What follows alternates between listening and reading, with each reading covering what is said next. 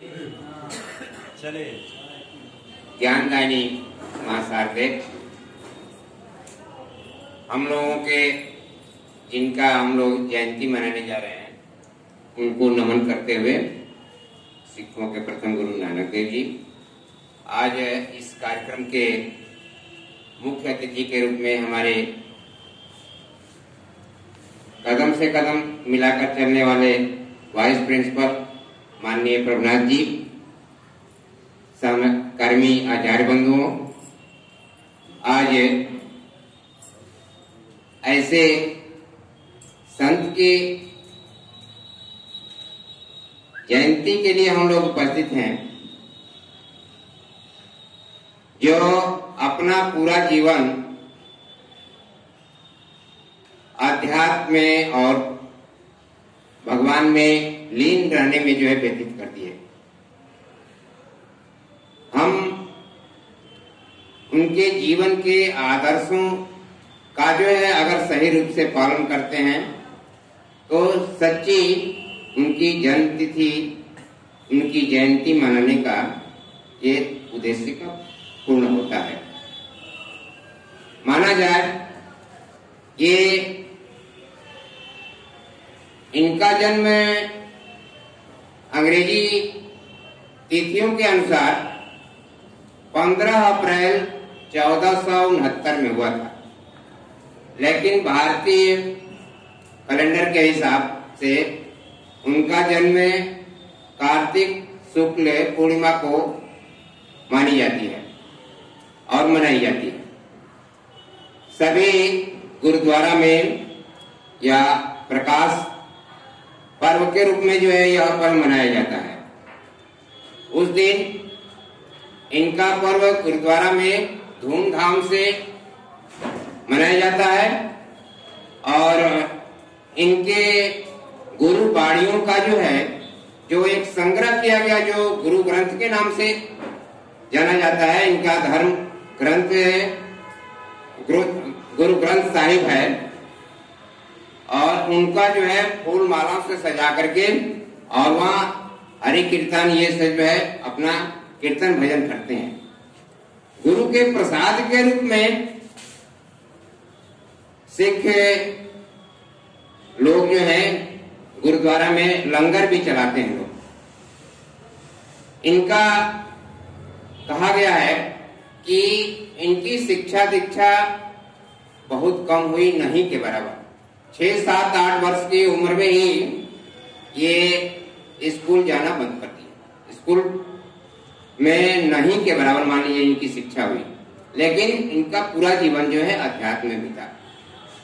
इनके जीवन की एक घटना मैं आपको बता रहा हूं कि एक बार ऐसे अपने साथियों के साथ जा रहे थे। गिरी कंदराओं में रहने वाले कुछ आदिवासी वनवासी लोग थे। एक गांव में पहुंचते हैं, लेकिन एकांत स्थान पर जाकर के एक महिला को देखते हैं। एक महिला जो है अपने बालक को गोद में लेकर के विलाप कर रही थी, रो रही थी, करुण क्रंदन कर रही थी। यह सुन करके गुरु नानक देव जी वहां पहुंचते हैं और पूछते हैं कि बहन जी आप इस प्रकार से जो है क्यों रो रही है? वह औरत जो है उत्तर देती है, ये भी जन्म लिया है और ये भी एक दिन मर जाएगा। यह सोच करके मैं रो रही हूं कि जितने भी बच्चे हमारे पैदा हुए सब मरते गए, ये भी मर जाएगा, इसलिए मैं आकर के इसके सोच में पड़ करके रो रहे हूं। यह सुनकर के गुरु नानक देव जी ने कहा कि ठीक है, अब आपको विश्वास है कि नहीं ये मर ही जाएगा, इस बालक को मुझे दे दीजिए। उस बालक को अपने स्वयं गोद में ले लेते हैं और लेने के बाद उनको जो है पुचकारते पुचकारते खिलाते हैं। खिलाने के बाद जो है वो कहे कि देखिए अब ये मेरा बच्चा है और इसको जो है लालन पालन हेतु आपको तब तक दे रहा हूं जब तक मैं आकर के फिर उसको आवश्यकता पड़ने पर ले न जाऊं, तब तक रखिए अपने पास। वही बाला जब बड़ा हुआ तभी उनका जो है नाम उनको मर्दाना के रूप में जो है रख दिए नाम। नानक देव जी ही उनका नाम मर्दाना रखे। और हम लोग पढ़ते भी हैं, नाना जी का परम शिष्य परम अनुयायी बाला मर्दाना का नाम हम लोग बड़े प्रेम से लेते हैं। तो ये कहा गया है, तमाम घटनाएं इनकी है। एक और कहिए तो मैं सुना देता हूं। एक घटना और है कि एक बार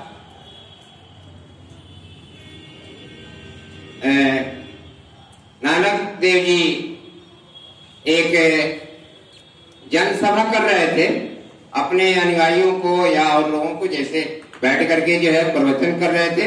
और उनका ये था कि भाई किसी न किसी परिवार में जो भोजन करना है, उसी भोजन उनका एक गरीब परिवार में ही होना था। संयोग से उसके बगल में एक रईस आदमी, बहुत धनी मानी आदमी वहां पहुंचते हैं और कहते हैं कि गुरुदेव आज का भोजन मेरे यहाँ हो जाए। तो